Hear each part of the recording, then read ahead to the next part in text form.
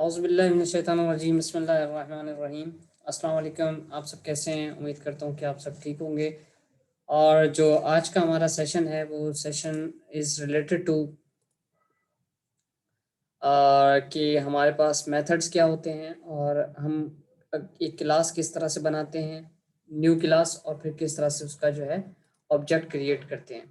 ठीक है, तो आज का हमारा ये सेशन है और हम देखते हैं इंशाल्लाह कि किस तरह से हम इसको अचीव कर सकते हैं। और सबसे पहले जो है वो अगर हम बात करें कल की कि हमने कल क्या स्टडी किया था, तो मिस्टर अहमद या फिर आप लोगों में से आकिब अली बलोच या फिर वज़ीर मरियम, ये आप लोग बता दें ताकि पिछले वाले सर लोगों हमने को। कल फोर का और वाइल का लूप पढ़ा था। That's good to know. और अच्छा, मुझे ये बताएं कि फॉर और वाइल के लूप में क्या डिफरेंस है? सर फोर का वाइल हमारे पास कंडीशन देते हैं हम लोग फोर के लिए कि जब जितना उसके अंदर जो कंडीशन जब तक ट्रू होती रहेगी तब तक वो लूप चलता रहेगा, ठीक है, और जैसी कंडीशन फॉल्स होगी वो लूप से बाहर आ जाएगा। चलें, ये तो और फॉर के लूप वाइल है, वाइल के लूप वाइल के लूप की भी कुछ ऐसी प्रॉपर्टीज हैं। नहीं, वाइल के लूप में फ़र्क है। वाइल के लूप में क्या फ़र्क है कि वाइल के लूप में अगर आप एक दफ़ा वाइल के लूप को ट्रू कर देते हो तो ता क़यामत चलता रहेगा, वो रुकेगा नहीं। ये मैंने एक एग्जांपल दी थी कि अगर वाइल के लूप में आप ट्रू की आपकी कंडीशन वाइल के लूप में ट्रू हो जाए तो आपका जो वाइल का लूप है वो क्या होता है कि ता क़यामत चलता रहेगा जब तक आप उसे रोकोगे नहीं। ठीक है, क्लियर है? तो यस सर, समझ आ गई। ठीक है सर। मैं विजुअल स्टूडियो ऑन करता हूँ और आज का जो हमारा मतलब टॉपिक है जब हम मैथ। लोगों को जी जी जी हम जी लोग को आइट्रेशंस नंबर ऑफ आइट्रेशंस पता होंगी तब हम फोर का लूप लगाएंगे, और जब नहीं पता होंगे तो हम वाइल लगा देंगे। जी, एग्जैक्टली। ओके अच्छा सर। जी, आज हमारी क्लास है, क्लास नंबर 4 होगी। और मैं यहाँ पे फोल्डर बना के रख देता हूँ क्लास 4 प्रैक्टिस के नाम से। आप लोगों को अभी स्क्रीन शेयर नहीं आ रही होगी आई थिंक। जी सर, स्क्रीन अभी सिर्फ जूम की आ रही है। ओके, नहीं आई क्या? वेट वेट वेट, आ जाएगी इंशाल्लाह। मैं ये बना लूँ फोल्डर और फिर उसके अंदर ताकि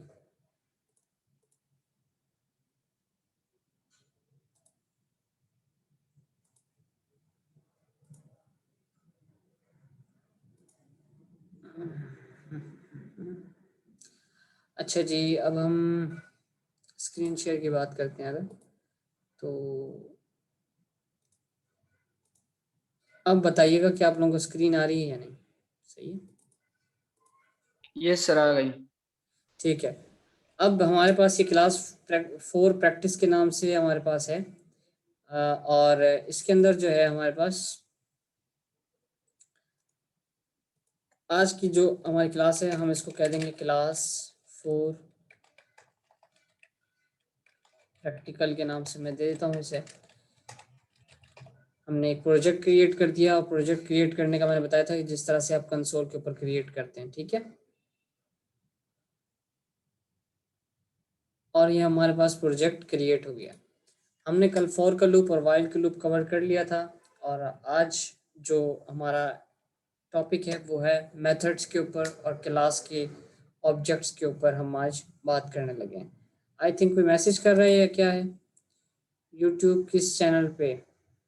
मैं बाद में बता दूंगा, प्लीज़ अभी डिस्टर्ब नहीं करें क्लास को।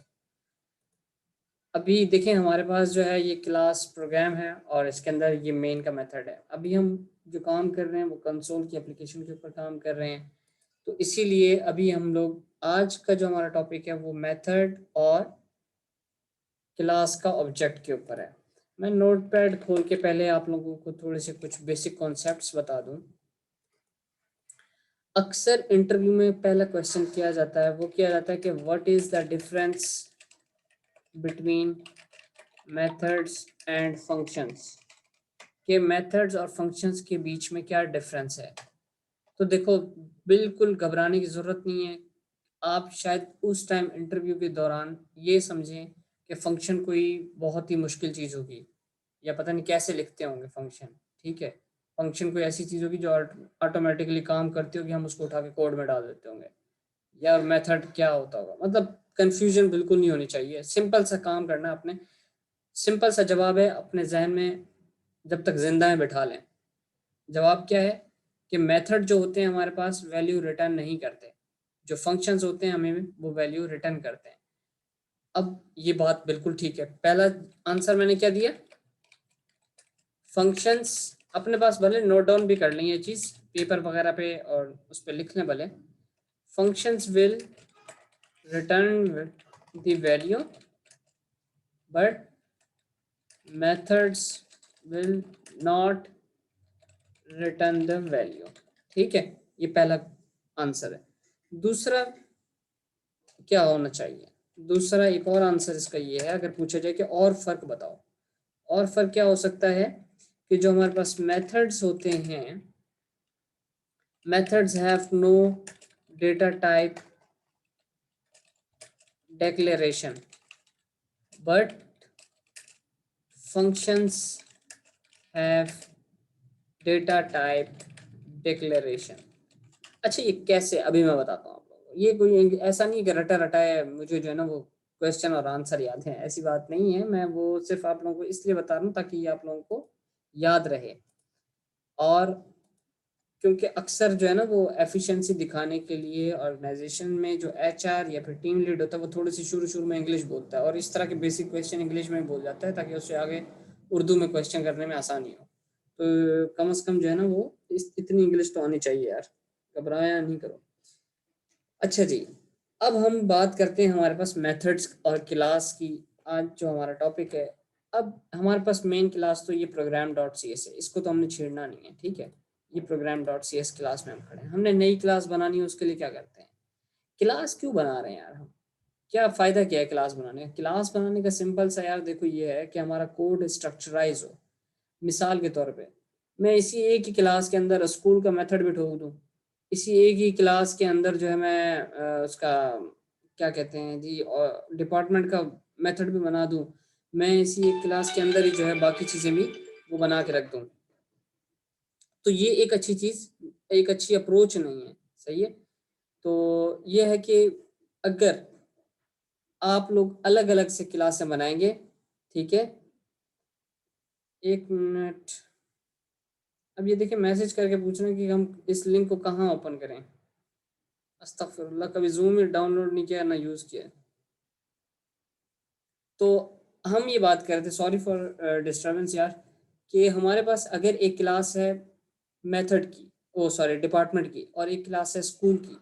अब क्या होगा कि मेरे पास डिपार्टमेंट वाली क्लास के अंदर सारे डिपार्टमेंट से रिलेटेड डेटा होगा। अब कल को मुझे मिसाल के तौर पे एक स्कूल के अंदर ये स्कूल का प्रिंसिपल कहता है यार मुझे जो है ना डिपार्टमेंट में थोड़ी सी मसला आ रहा है, डिपार्टमेंट के अंदर थोड़ी सी कैलकुलेशन चेंज करो। मैं मतलब सोचूंगा यार क्या कैलकुलेशन चेंज करूं, कहाँ करूं। अगर एक ही क्लास के अंदर काम होगा तो मैं पता नहीं कौन सी लाइन पे मैं ढूंढता रह जाऊंगा। भाई एक कोड तो नहीं होता ना, एक लाइन ऑफ कोड थोड़ी, पता नहीं कितने हजार लाइन ऑफ कोड्स हमें लिखना पड़ता है। तो क्या करते हैं कि हम, अगर हमारे पास डिपार्टमेंट की क्लास अलग से होगी तो हमें पता होगा कि यार ये काम डिपार्टमेंट की क्लास में हुआ होगा। सही है, अगर ये काम डिपार्टमेंट से रिलेटेड हमें प्रिंसिपल कह रहा है तो हम क्या करेंगे, तो उस क्लास के अंदर हम चले जाएंगे और वहां से अपनी चेंजेस कर लेंगे। यहाँ तक सबको क्लियर है?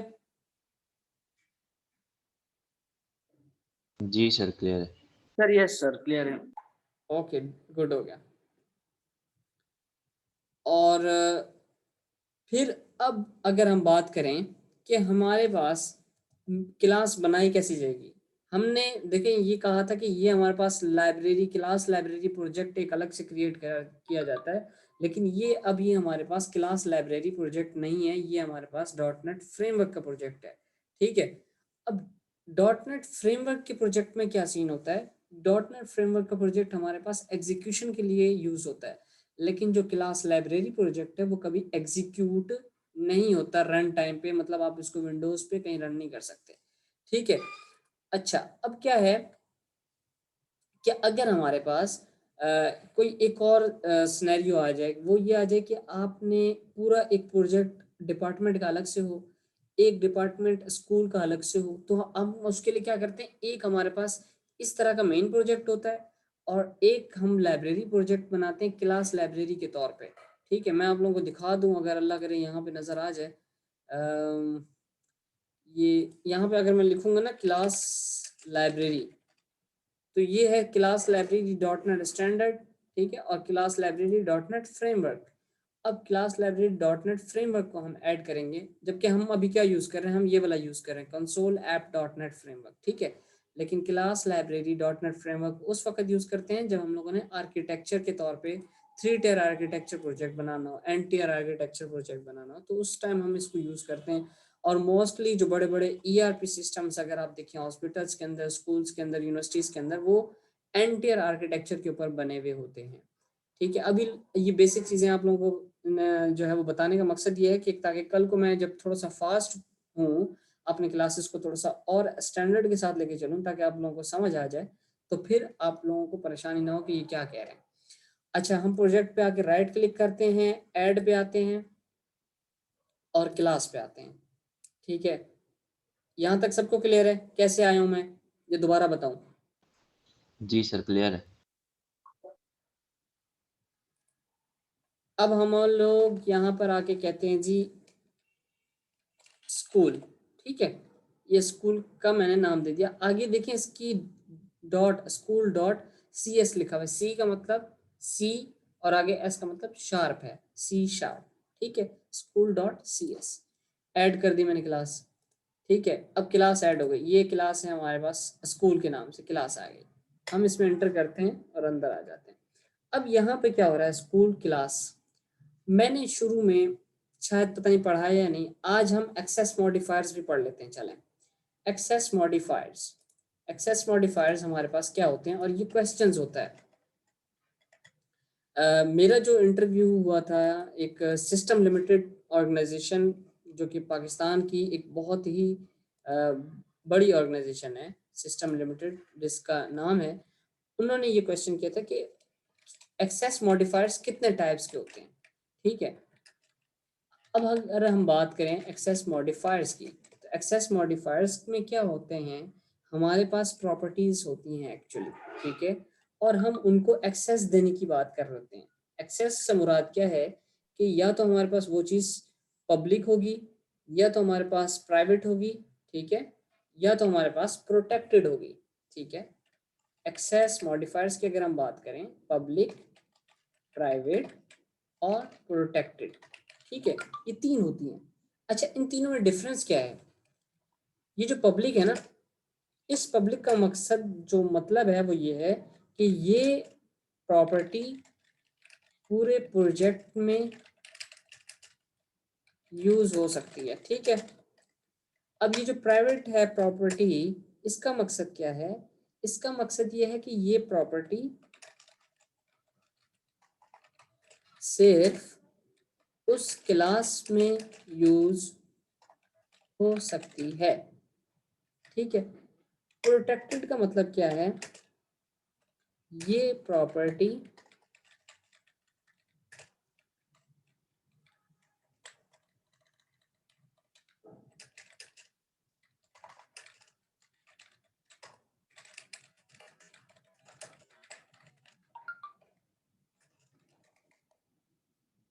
अभी मैं इस कॉन्सेप्ट दोबारा से आप लोगों को क्लियर भी कर दूंगा।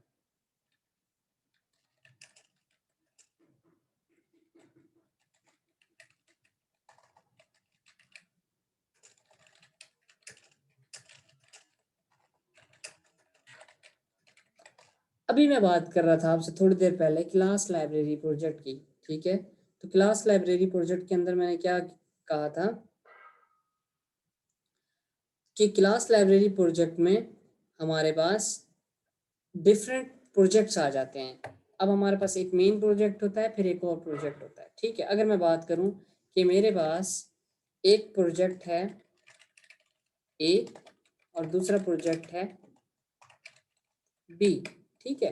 अब ये जो ए प्रोजेक्ट है, मैं इसे कहता हूँ ये मेरा मेन प्रोजेक्ट है, ठीक है, जैसे अभी हमारे पास ये कंसोल वाला चल रहा है। दूसरा मेरे पास क्या है? क्लास लाइब्रेरी प्रोजेक्ट है। अच्छा, अब समझिएगा इस बात को जरा गौर से कि ये जो मेरे पास पब्लिक है, पब्लिक का कीवर्ड, ये पब्लिक का कीवर्ड क्या कहता है यार, इसको तुम भले यहाँ यूज करना चाहो इस प्रॉपर्टी को, या इसको यहाँ यूज करना चाहो, तुम्हारी मर्जी है, ठीक है। अब प्राइवेट क्या कहता है? प्राइवेट कहता है भाई ये जो अगर प्रॉपर्टी अगर इस प्रोजेक्ट के अंदर आपने किसी क्लास के अंदर बनाई हुई है ना, तो वो उसी क्लास तक ही महदूद है, उससे बाहर आप यूज नहीं कर सकते किसी भी सूरत में। सर ये दोबारा से समझाएं सर। कौन सा? सर ये पब्लिक और प्राइवेट समझ में नहीं है सर, आप दोबारा से समझाएं सर। अच्छा, ये जो पब्लिक है, इस पब्लिक का मतलब ये है कि इस प्रोजेक्ट ए के अंदर और प्रोजेक्ट बी के अंदर कहीं भी प्रॉपर्टी को यूज कर सकते हो, इस प्रॉपर्टी को, ठीक है। और ये जो प्राइवेट प्रॉपर्टी है, इसका मतलब ये है कि अगर ये प्राइवेट की प्रॉपर्टी अगर इस क्लास में बनी हुई है, इस प्रोजेक्ट के क्लास 1 के अंदर बनी हुई है फॉर एग्जांपल, तो क्लास 1 तक ही महदूद है, वो क्लास 2 में नहीं जा सकती, क्लास 3 में नहीं जा सकती फिर प्रॉपर्टी, अगर उसकी जो एक्सेस है वो प्राइवेट हुआ है। तो अगर प्रोटेक्टेड है, प्रोटेक्टेड का मतलब क्या है कि ये प्रॉपर्टी सिर्फ उस स्पेसिफिक प्रोजेक्ट में ही यूज हो सकती है। यानी क्या मतलब, पब्लिक का क्या था कि वो इस प्रोजेक्ट में भी यूज हो सकती है, इस प्रोजेक्ट में भी यूज हो सकती है, यानी दोनों में, और पूरे प्रोजेक्ट में कहीं भी मतलब यूज कर लो उसको। प्राइवेट क्या था कि वो उसी क्लास में ही यूज हो सकती है, लेकिन दूसरी क्लास में, उस प्रोजेक्ट के दूसरी क्लास में कहीं यूज नहीं हो सकती, यानी क्लास 2 में यूज नहीं हो सकती। लेकिन प्रोटेक्टेड क्या कहता है? प्रोटेक्टेड कहता है यार मैं इस प्रोजेक्ट में भी यूज हो जाऊंगी, लेकिन अगर एक होंगी सिर्फ इस प्रोजेक्ट में, दूसरे बाहर वाले प्रोजेक्ट में नहीं जा सकती ये प्रॉपर्टी, इसी प्रोजेक्ट में ही यूज होगी, लेकिन एक क्लास के अलावा दूसरी क्लास में यूज हो सकती है। अब फर्क समझ में आया?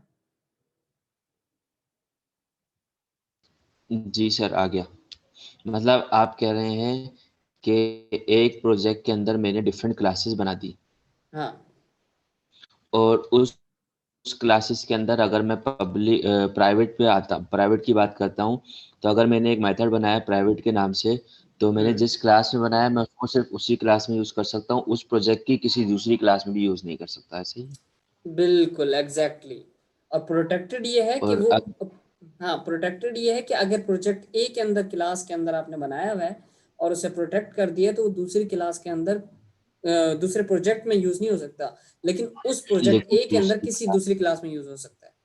ठीक ठीक हो जबकि गया। पब्लिक क्या था? पब्लिक ये कह रहा था कि मैं इसमें भी यूज हो जाऊंगा, इसमें भी यूज हो जाऊंगा, ठीक है। अब मैं बता देता हूँ यहाँ पे एक्सेस मॉडिफायर्स कैसे होते हैं। एक्सेस मॉडिफायर्स बनाने का सबसे आसान और अच्छा तरीका विजुअल स्टूडियो के अंदर क्या है, आप PROP लिखें, जिसका मतलब प्रॉपर्टी होता है। We know better. आप PROP लिख के 2 दफा टैब का बटन दबाएं, इसने बना दिए। अब ये पब्लिक देखो, बाय डिफॉल्ट क्या आती है? पब्लिक आती है, यानी खुद ब खुद उसको क्या दी जाती है? पब्लिक दी जाती है। और यहाँ पे क्या है, इसको मैंने डेटा टाइप इंटीजर लिख दिया है। अब मैंने इसको इंटीजर बोल दिया, मैं इसको कहता हूँ नंबर 1। आगे देख रहे हैं ये क्या लिखा हुआ है? ब्रैकेट, फिर गेट, फिर सेट, फिर ब्रैकेट क्लोज। इसकी समझ नहीं आई भाई, इसके समझने में कोई मुश्किल या कोई दिक्कत नहीं होनी चाहिए, बिल्कुल आसान सी बात है। वो बात ये है कि कोई वैल्यू, अगर मिसाल के तौर पे मैंने उसामा से कुछ लिया, ठीक है, तो कहाँ रखा? उठा के अपने बैग में रखा या अपनी जेब में रखा। मिसाल के तौर पे मैंने उसामा से मोबाइल लिया, तो क्या मैं मोबाइल लेके खड़ा रहूंगा? कहीं रखूंगा ना, उसको उठा के मैंने अपने जेब में रख दिया। अब ये क्या करता है कि इसको ये बता दिया कि भाई ये पब्लिक तो है, ये इस प्रोजेक्ट में कहीं भी यूज कर लो, या इसके अलावा किसी और प्रोजेक्ट में, यानी इसी सॉल्यूशन फाइल के अंदर किसी और प्रोजेक्ट में भी तुम इस प्रॉपर्टी को यूज कर सकते हो with the instance of this class. अब क्या होगा, मैंने बोला भाई पहले तो ये पब्लिक है, दूसरी बात इसकी डेटा टाइप इंटीजर है, तीसरी बात ये कि इसका जो नाम है वो नंबर है, और फिर ये गेट करेगा वैल्यू, और फिर सेट करेगा वैल्यू। सही है, पब्लिक इंट नंबर आ गया। अब मैं एक और बात करता हूँ, मैंने PROP लिखा, 2 दफा डबल टैप दबाया, अब इंटीजर नहीं लेता मैं, अब इसको कहता हूँ स्ट्रिंग, और इसको देता हूँ नेम, ठीक है। मेरी ये प्रॉपर्टी पब्लिक है, स्ट्रिंग है और नेम है, ठीक है। अब मैं एक और प्रॉपर्टी बनाता हूँ, prop स्ट्रिंग एजुकेशन, और मैं इसको अब कर देता हूँ प्राइवेट, ठीक है। अब ये प्राइवेट हो चुकी है। अच्छा, अब यहाँ पे देखिए क्लास बनाने का आसान तरीका जो मैंने बताया आपको, यहाँ पे जाके ऐड में जाना है और यहाँ से ये क्लास लिखा हुआ है, क्लास ऐड हो जाएगी आपके पास। अब ये क्लास पब्लिक नहीं है बाय डिफ़ॉल्ट। अब अगर मैंने इस क्लास को वहाँ पे एक्सेस करना है, क्लास का ऑब्जेक्ट कैसे बनाते हैं, आइए मैं आपको बताता हूँ। हम कहाँ बनाएंगे ऑब्जेक्ट, हम प्रोग्राम डॉट सी एस के अंदर बनाएंगे, क्योंकि हमारी मेन जो फाइल है वो प्रोग्राम डॉट सी एस है, जहाँ से प्रोग्राम चलना स्टार्ट होता है, ठीक है। अब हम क्या करेंगे कि उस क्लास का नाम देखेंगे कि जिसका ऑब्जेक्ट हमने बनाना है। अब एस छोटा नहीं लिख सकते, जैसे है वैसे ही लिखना पड़ेगा, एस बड़ा school. Oh my god, gift क्या कह रहा है, running out of time, we have remove the 40 minutes time limit on your group meeting. पता नहीं क्या क्या कर रहा है यार जूम। अच्छा, स्कूल। अब हमने स्कूल क्लास का नाम लिखा, आगे उसको अब कोई भी नाम देंगे आप उसका ऑब्जेक्ट बनाने के लिए। मिसाल के तौर पे मैं एस देता हूँ, या S2 देता हूँ, या S3, या S3, ठीक है, या SS दे दो, कुछ भी दे दो, लेकिन स्कूल छोटा भी लिख सकते हो। अगर बड़ा स्कूल लिखूंगा तो ये फिर वही क्लास का नाम यूज करो, तो वो बोलेगा यार ऐसी बदमाशी नहीं करो तुम मेरे साथ, मेरे को कंफ्यूज नहीं करो। तो आप क्या करो कि S लिख दो अच्छा सा, ठीक है, या SC लिख दो ताकि आप लोगों को समझ आ जाए। अब इसके बाद हम लगाएंगे इज इक्वल टू और फिर न्यू का कीवर्ड। ये कीवर्ड क्या होता है, इसके ऊपर अगर आप कर्सर लेके जाओ ना, अभी मैं दिखाता हूँ यार, ये देखो, a new expression requires an argument list और ब्रैकेट, इस तरह इस तरह इस तरह, आफ्टर दैट टाइप एक्सपेक्टेड। अब ये क्या कह रहा है, कह रहा है न्यू का जो कीवर्ड है ना, एक्चुअली वो कीवर्ड हमें ये बताता है कि ये कोई एक ऑब्जेक्ट के तौर पे बनने जा रहा है, ये एक एज अ ऑब्जेक्ट के तौर पे यूज होगा। न्यू का कीवर्ड हमेशा इसलिए यूज होता है कि यानी कि वो मेरे पास एक तरह से इंस्टेंस बन रहा है, ठीक है। तो अब हम क्या करेंगे, न्यू के बाद हमने स्पेस दिया था, अब हम दोबारा से स्कूल लिख देंगे। अब स्कूल लिख दिया, अब इसके बाद एक ये वाली ब्रैकेट और ये वाली ब्रैकेट ओपन और क्लोज, और फिर इसके बाद सेमी कॉलन लग गया, ठीक है भाई, ओके हो गया। अब देखो S school SC is equal to new school और फिर ब्रैकेट और सेमी कॉलन, ये हमारे पास क्या बन गया, ये एक ऑब्जेक्ट बन गया। अब हम क्या करते हैं, हम उन प्रॉपर्टीज को एक्सेस करते हैं, SC डॉट, ये देख रहे हो नेम और नंबर आ रहा है, मैंने कोई और चीज भी ली थी ना, कोई बता सकता है क्या लिया था एक और? सर प्राइवेट ली थी सर एक आपने। हाँ बिल्कुल, वो आ रही है कि यहाँ पे? वो नहीं आ रही सर। वो नहीं आ रही, क्यों? क्योंकि उसको मैंने प्राइवेट किया था और मैंने उसको बोला था कि तुम्हारी औकात सिर्फ इस क्लास तक है, इससे बाहर नहीं जा सकते। ये देख रहे हो एजुकेशन अब यस प्राइवेट सर। है। अगर मैंने SC लिखा तो इसका मतलब ये है कि अब मैं क्या चाहता हूँ कि इस स्कूल वाली क्लास की तमाम प्रॉपर्टीज मेरे पास आ जाए। तो मैंने उनको लेने के लिए क्या किया, S name SC dot name is equal to, मैं यहाँ पे लिख दूंगा उसामा, ठीक है। अब SC डॉट नंबर करूंगा, अब नंबर क्या है मेरे पास, इंटीजर था, तो क्या मैं यहाँ पे इज इक्वल टू लगा के इन्वर्टेड कॉमास और ये करूँ, सही है? नो सर गलत है सर। बिल्कुल गलत है।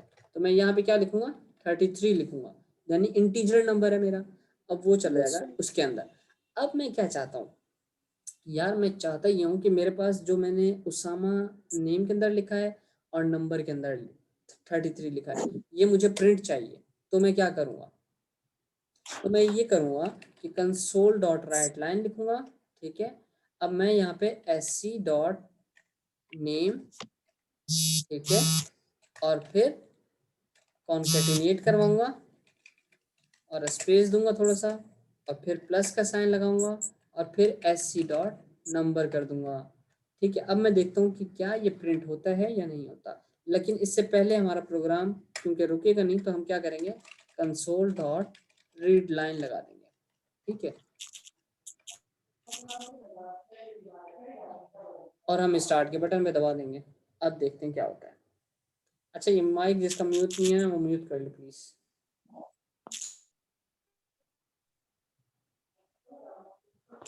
ये देख रहे हैं उसामा 33 लिखा हुआ आ गया, यानी उसने क्या किया, सबसे पहले वैल्यू को गेट किया, अपने पास रखा, अब उसके पास ही रखी हुई है और हम लोगों ने उसको प्रिंट करवा दिया, उसामा 33 लिखा हुआ आ गया। सही है, ये है हमारे पास एक क्लास बनाने की तरीकाकार, और फिर उस क्लास का ऑब्जेक्ट बनाने का तरीका, और फिर उस क्लास की प्रॉपर्टीज को एक्सेस करने का तरीका, और फिर उस क्लास की प्रॉपर्टीज में अपनी वैल्यूज को सेट करवाने का तरीका।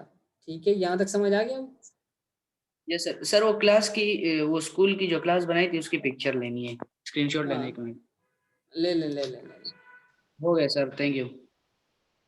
अच्छा, ये हमारे पास प्रॉपर्टीज हैं सारी, ठीक है, और ये हमारे पास क्लास है। अच्छा, अगर मैं इस क्लास को भी प्राइवेट कर दूं क्या होगा, फिर देखते हैं। ये देखो, रोना शुरू हो गया ये, यस सर, क्यों? कॉल नहीं क्योंकि होगा अब सर इधर। प्रॉपर्टी भी बाय डिफॉल्ट पब्लिक होती है। सही है, और इसी तरह से जो हमारे पास क्लास होती है वो भी बाय डिफॉल्ट पब्लिक होती है। ये कौन क्वेश्चन कर रहा है? हाँ पूछो भाई।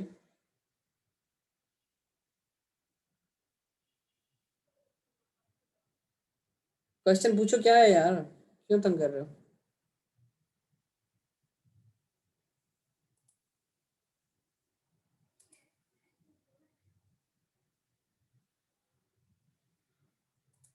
हाथ नीचे करो फिर अपना। ठीक है भाई, तो ये है हमारे पास कि अगर हमने इस स्कूल की क्लास को भी हमने प्राइवेट कर दिया,